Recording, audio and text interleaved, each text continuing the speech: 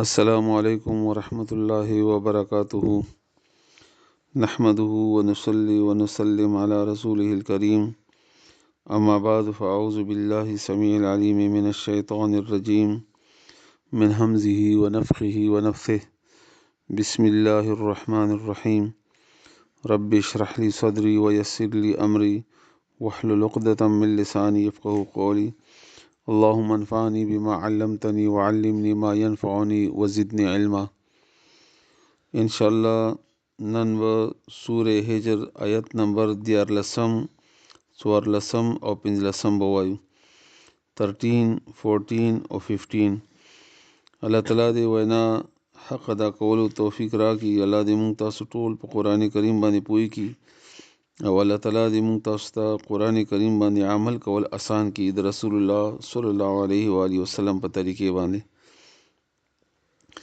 مخکینی آیتونو کې الله تعالی رسول الله صلی الله علیه وسلم ته تسلی ورکړه چې تا نه مخکې موږ پیغمبران لېږلي وو په قومونو کې او هېڅ پیغمبر به نه راتلو بلکې چې را بغلو نو قوم ور پورې ټوکې کولې. بیا نو ته مه پریشانه کېږه، دا عمل مخکینی خلکو سره هم داسې شوی دی پیغمبرانو سره، او دا کافر همغسې کافر دي څنګه چې د نورو امتونو کې وو.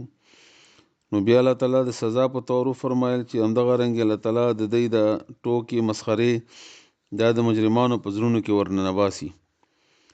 خبره جاری ده. د الله فرمایي لا یؤمنون د ایمان نه راوړي به په دې یعنې په قرآن باندې وقد او په تحقیق سره خلت تیره شوې ده سنتو طریقه الاولین د پخوانو خلکو.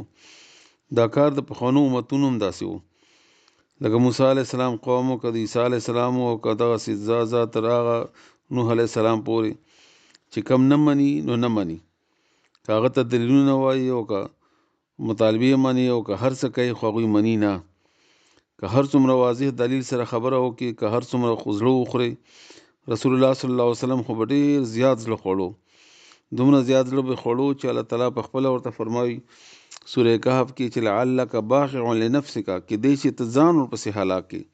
دومره مخ پریشانه کېږه، مني نه. خو رسول الله صلی الله علیه وسلم به خواهش وو او هغه به حرص و د دې خلکو د ایمان دپاره چې مؤمنان شي، جهنم نه بچ شي. دا به د رسول الله صلی الله علیه وسلم خواهش و ډېر زیات.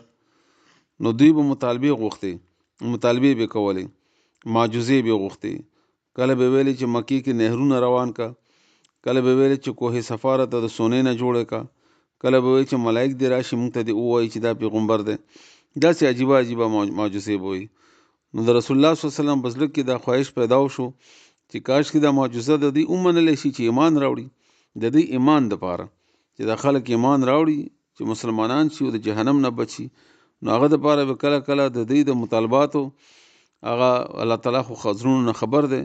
نو الله جواب ورکوي رسول الله صلی الله علیه وسلم ته چې ولو فتحنا که موږ خلاص کو علیهم په دوی باندې بابن یوه دروازه من السماء د اسمان نه فظلوا بیشي دوی فیه په هغې کې یعرجون چې خیجي، یعنې که د اسمان د دروازه ورته خلاصه کو دومره غټه معجزه او اسمان ته بره راوخیجو، بیا به هم دوی وایي لقالو نو وایي به دوی انما بشکه خبره دا ده بله نه ده سکرت بند کړي شوي دي ابصارنا سترګې زمونږه، نظربندي ده دا خو مونږ باندې بل نحنو بلکې مونږه قوم داسې خلک یو مسحورون چې جادو کړی شوی دی په مونږه.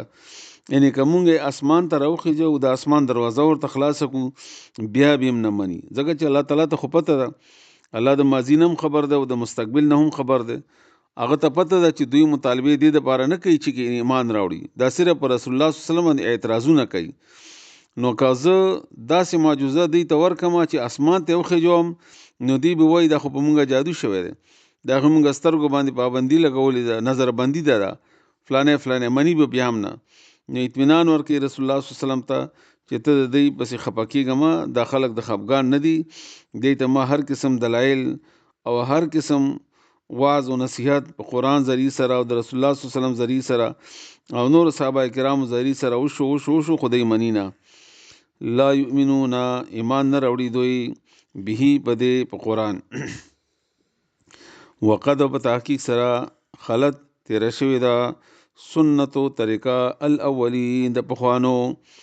ولو فتحنا او کومګه خلاص کو علیهم په دوی باندې بابن یو دروازه من السماء دبرنا اسماننا فظلوا بشدوی فيه باغی کې یعرجون چې خیجی لقالو نو بیا به وایي دوی په دغه وخت کې چې اسمان ته وخیجو انما بشکه خبره ده د بل نه ده سکرت بند کړي شوي دي ابصار و ناسترګې زمونږه بل نحنو نظر بندي ده خو بل نحنو بلکې مونږه قوم داسې خلک یو مسحورون چې جادو کړی شوی دی